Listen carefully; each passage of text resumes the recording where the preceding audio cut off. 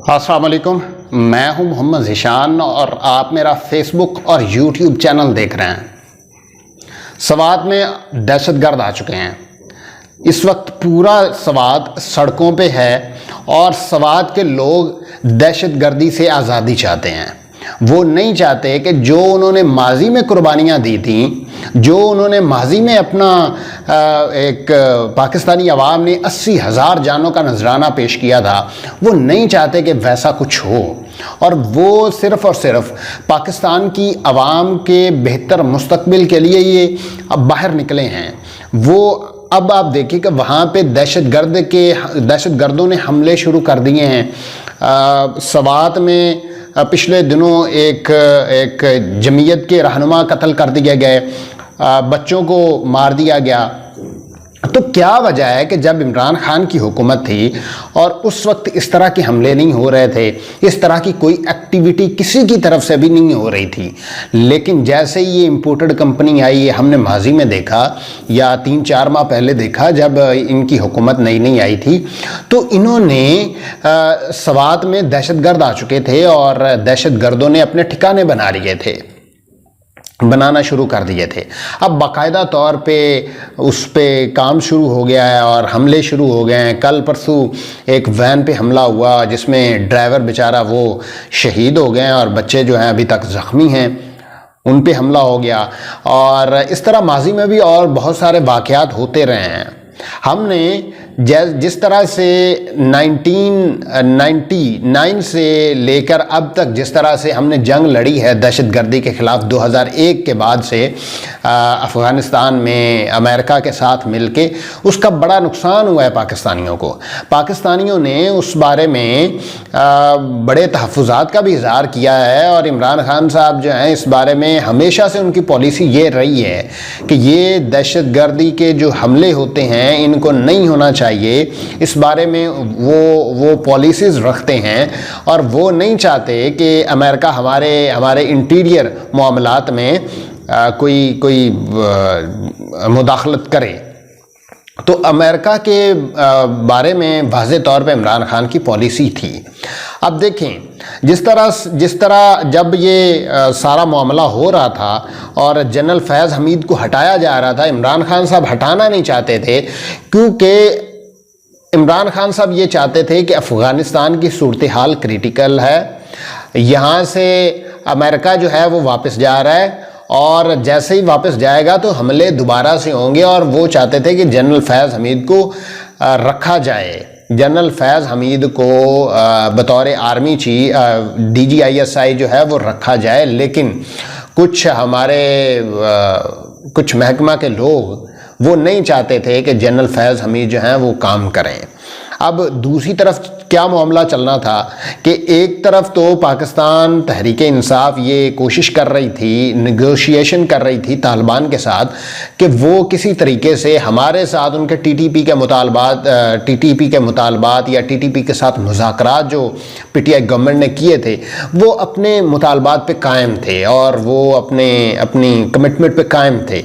लेकिन जैसे ही ये इम्पोर्टेड कंपनी आई, दोबारा से वो हमले शुरू हो गए, दोबारा से स्वात में दहशतगर्द जाना शुरू हो गए और इस वक्त पूरा स्वात इस वक्त सड़कों पे है। आप देखें, आप सोचें, आप वीडियोस देखें, ये जंग जो है वो आपके दरवाजे पे खड़ी है। खुदारा आप सोच लें, अगर आप ये नहीं सोचेंगे, मुल्क का नहीं सोचेंगे तो मुल्क कहाँ जाएगा। हमने बड़ा नुकसान कर लिया है, हमने अपनी मईशत का $100 अरब का नुकसान कर लिया। $100 अरब, बल्कि 1000 अरब डॉलर आप कह लें, हमने उसका नुकसान कर दिया अपनी मईशत का 20 साल में। और पाकिस्तान जो है वो कमज़ोर से कमज़ोर तर होता गया। हमारे दुनिया में हमारी इज़्ज़त ख़त्म हो गई, दुनिया हमें दहशतगर्दी का लक़ब देती रही और दहशतगर्द हम होते रहे। जब हमने अमेरिका का साथ दिया था उनकी दहशतगर्दी में, तो उस वक्त तो हम बड़े अच्छे थे, हमारे भाई बड़े अच्छे थे, हमारे कबायली इलाका बड़ा अच्छा था, हम उस वक्त जंगजू थे, हम दहशतगर्दी के ख़िलाफ़ जंग लड़ रहे थे। लेकिन जैसे ही अमेरिका ने अपना हाथ निकाला, अपना उनको मफाद उन्होंने अपना निकाल लिया तो हम जंगजुओं से दहशतगर्द बन गए और हम पे सैंक्शन लगना शुरू हो गई, हम पे पाबंदियां लगना शुरू हो गई। हम पाकिस्तान जो है वो एक टेररिस्ट स्टेट बन गया। ये किस मुल्क में होता है कि आप एक किसी मुल्क की जंग लड़ रहे हो, आप किसी मुल्क के अलायंस हो और वो ही आपको डू मोर का मुतालबा भी करता रहे, वो आपको नाक की लकीरें भी रगड़वाता रहे और फिर वो कहे भाई ये नहीं, ये करना था। हमारे जो इस्टेब्लिशमेंट है या हमारे जो आर्मी है जिसने हमारी हिफाजत करनी है, वो हमें ये कहती है कि हमने बच्चों को, दुश्मन के बच्चों को पढ़ाना है। हमारे अपने बच्चे वो स्कूलों से बाहर हैं, हमारे अपने बच्चे जो स्कूल जाते हुए गोलियों का निशाना बन जाते हैं, हमारे अपने बच्चे जो है वो दर दर की ठोकरें खा रहे हैं। यहाँ पे कोई उनको पूछने वाला नहीं है, लेकिन हमने भाई दुश्मन के बच्चों को पढ़ाना है, वो बड़े लाजमी है हमारे लिए। हमने दुश्मन के बच्चों को पढ़ा लिया, हमने अपने बच्चे हमसे पढ़ाए नहीं जाते। यहाँ पे एक ऐसा टोला हम पे बैठा दिया गया, करप्शन करके वो बाहर भागा हुआ और वो हमारे ऊपर वो बैठा दिया गया और हम जो हैं वो बड़े मोतबर हो गए। नहीं जनाब, आपने गलती कर दी है। ये मुल्क अब ऐसे नहीं चलेगा। अब सवात अपना हक मांग रहा है, खैबर पख्तूनख्वा हक मांगेगा, गलगित बल्तिस्तान हक मांग रहा है, कश्मीर हक मांग रहा है, पाकिस्तान हक मांगेगा। तो आप सिर्फ़ और सिर्फ ये कर दें, खुदारा इलेक्शन की डेट अनाउंस कर दें, इलेक्शन करवा दें। वो एवन फील्ड रेफरेंस वो उनको बरी करके आपने बाहर भेज दिया। कमज़ोर केसेस आपने बनाने शुरू कर दिए। एहतजाज हसन का बयान आपने देखा है। एहतजाज हसन कहते हैं कि जिस तरह से NRO या जिस तरह से जनरल बाजवा ने इनको माफ़ किया है, ये इन्होंने बड़ा गलत किया है। अब आप देखें कि पाकिस्तान में कोई ऐसा शख्स जिन पे करप्शन के केसेस हों और वो हुकूमत से बाहर हो, किसी पे कोई कत्ल का मुकदमा हो और वो हुकूमत से बाहर हो।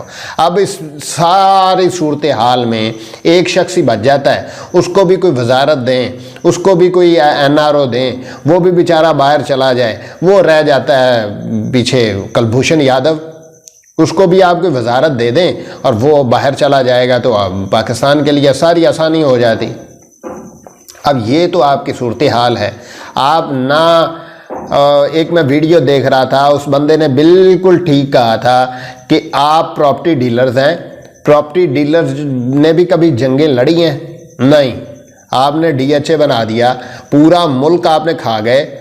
आप पाकिस्तान में जो सारी सूरत हाल आपने देख ली, कहाँ जा रहे हैं आप? किस तरह की सूरत हाल आपके सामने आ रही है? इस वक्त पाकिस्तान जो है वो ये सारी चीज़ें अफोर्ड नहीं कर सकता। पाकिस्तान एक गरीब मुल्क है, पाकिस्तान एक डेवलपिंग कंट्री है, वो आहिस्ता आहिस्ता ग्रो करना चाहता है। और जब करना चाह रहा था तो आपने एक ऐसे शख्स को हम पे आके वो उसको हटा के और एक ऐसे शख्स को हम पे मुसल्लत कर दिया गया जिसकी कोई क्रेडिबिलिटी है नहीं, दुनिया में उसकी क्रेडिबिलिटी नहीं है, ना कोई उसको जानता है, ना उसको कोई पहचानता है। पाकिस्तान में इस वक्त एक ऐसी इंपोर्टेड कंपनी बनी हुई है और वो आपस में लड़ रहे हैं। अब आप आइंदा आने वाले दिनों में देखेंगे वो आपस में लड़ना शुरू हो जाएंगे, अपने एक दूसरे की टांगें खींचना शुरू हो जाएंगे, एक दूसरे को वो इल्ज़ामात लगाना शुरू हो जाएंगे। MQM ने इल्ज़ामात लगाना शुरू हो गए थे तो उनको वजारत दे दी गई, उनको गवर्नरशिप दे दी गई। तो ये सिर्फ और सिर्फ ड्रैग कर रहे हैं। इमरान खान को ये नहीं लेके आना चाहते हैं, इमरान खान को ये नई इक़्तिदार देना चाहते हैं, ना ये इलेक्शन करवाना चाहते हैं। और इनके पीछे है कौन? वही एक शख्स जो हमेशा से ये सारी चीज़ें करता रहा है, पॉलिटिकल बार्गेनिंग करता रहा है, पॉलिटिकल चीज़ें करता रहा है, वही इन सारी चीज़ों के बीच में है। तो ये आप गलती कर रहे हैं, आप गलती ना करें, पाकिस्तान का सोचें, पाकिस्तान के बेहतर मुस्तकबिल का सोचें। जो दहशतगर्द 5 साल से यहाँ पे नहीं थे वो वापस कैसे आ गए? हमारी एजेंसीज़ कहाँ थीं? हमारे जो इदारे थे वो कहाँ पे थे। यहाँ पे उन्होंने अपनी आके चेक पोस्टें बना ली। सवाद पूरा इस वक्त सड़कों पे है, उनके बच्चे मर रहे हैं। मुराद सईद साहब ने बड़ा अच्छा बयान दिया है कि वो हर गली चौराहे चौक बैठक हर जगह जाएंगे। अगर वो जाएंगे तो आप देखें ना, पाकिस्तान में एक खाना जंगी की सूरत हाल पैदा होगी। पठान वैसे भी बड़े बड़े इस बारे में जज्बाती किस्म के लोग हैं, तो पाकिस्तान का बेहतर मुस्तकबिल के लिए आप सोचें। पाकिस्तान पाइंदाबाद।